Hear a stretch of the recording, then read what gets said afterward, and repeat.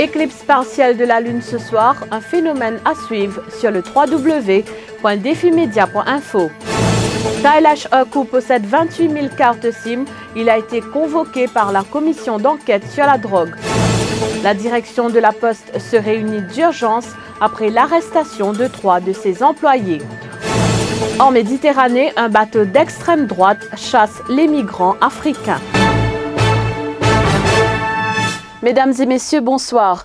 Une éclipse partielle de la Lune prévue ce soir. Le phénomène débute à 21h22 et sera à son point culminant à 22h20. À savoir que quand il s'agit d'une éclipse de la Lune, contrairement à une éclipse du Soleil, il est possible de la regarder à l'œil nu. Et si vous n'arrivez pas à mettre le nez dehors ce soir, suivez le phénomène sur le www.defimedia.info ou sur notre page Facebook defimedia.info, à condition bien sûr que le ciel soit dégagé ce soir. L'homme aux 28 000 cartes SIM, Kailash Oku, a été auditionné par la commission d'enquête sur la drogue aujourd'hui. Il est employé comme accounts clerk dans une agence de voyage.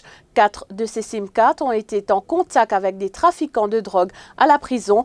Compte rendu Alkiz Ramdin. Kailash Oku a expliqué que par semaine, Happy Planet Limited achète plus de 200 SIM cards avec la compagnie MTEL et que lui, en tant qu'accounts clerk, il a la responsabilité de prendre possession de ces SIM. Raison pour laquelle son nom figure sur ces 4 SIM qui ont été en contact avec des trafiquants.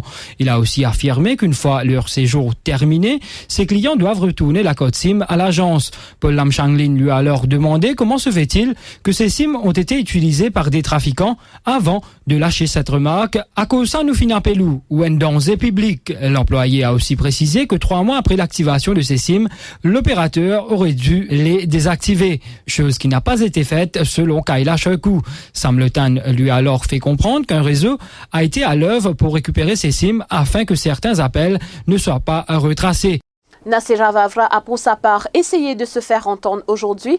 L'épouse de Siddiq Islam alias Siner, condamnée pour trafic de drogue, annonce une grève de la faim si la sécurité de son mari n'est pas assurée. Quant à la mère de Siddiq Islam, elle dit craindre pour sa vie. Moi, je vais faire la grève, je vais guetter, je vais faire la grève. Arrive ce qui arrive. Je vais aller, je vais prendre belle-mère, je vais prendre la famille, je vais aller ce qui... Oui, pas possible, ça m'a pas envie. Moi, pour moi, personnellement, tous les jours, je pense qu'il ne pas bon. Moi, je ne pense pas de mon l'État. Moi, je ne peux pas penser de bon l'État. Je suis fatiguée. Et si personne ne va me prendre compte, même mon père dit mon gosse, on est là. Et maman m'a fait mon enfant. Un 3e employé de la Poste arrêté cet après-midi dans le cadre de l'enquête sur la saisie de 2 kilos d'héroïne dont la valeur marchande est estimée à 30 millions de roupies. Il s'agit de Sunil Punai, un habitant de Kassi. 2 autres employés de la Poste ont déjà été arrêtés. Satish Mangar et Yogeshwar Punai ont été reconduits en cellule jusqu'au lundi 14 août. Plusieurs réunions convoquées d'urgence à la Poste après ces arrestations. C'est une situation alarmante, affirme Usha Bridge-Mohan, la chairperson de la Mauritius Post. Bon, si vous apprenez ça à travers mon CEO, qui finit d'avoir l'arrestation de 3 personnes, mais c'est très chagrinant ce qui peut arriver. Comme je dirais, la situation est très alarmante. Et c'est sûr qu'il m'a une brébigaleuse, pas pour une jeu de place dans la poche, et nous laissons la police faire ce travail. 320 grammes de cannabis estimé à 200 000 roupies retrouvés sur un passager en provenance de l'île de la Réunion hier. Cet homme de 51 ans a été intercepté par les officiers de la section anti-narcotique de la MRE et de là-dessous. C'est le chien renifleur Zeus qui a détecté cette drogue. Elle était dissimulée dans un étui pour saxophone. Les médecins généralistes employés dans les hôpitaux ont subi un revers en Cour suprême. Leur demande pour recourir à une judicial review afin de contester l'introduction du shift system a été appelée ce matin. Maître Ayesha Jiwa, avouée de la Medical and Health Officers Association, a demandé que la rotation soit suspendue en attendant une décision finale de la Cour suprême. Le chef juge n'a pas accédé à sa demande.